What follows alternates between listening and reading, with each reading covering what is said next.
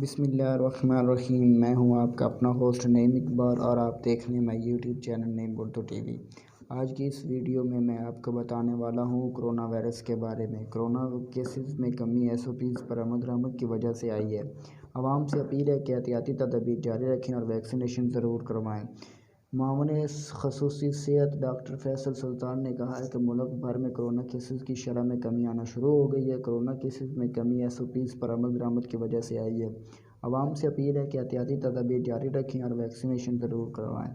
تفصیلات کے مطابق معاون خصوصی صحت ڈاکٹر فیصل NCOC کے مؤثر اقدامات سے ملک بھر میں کرونا وبا کی شرح میں کمی ریکارڈ کی گئی ہے۔ SOPs پر عمل درآمد کرنے پر عوام کی مشکور ہے، تاہم احتیاطی تدابیر جاری رکھنی ہیں۔ سب لوگوں سے گزارش ہے کہ ویکسینیشن ضرور کروائیں۔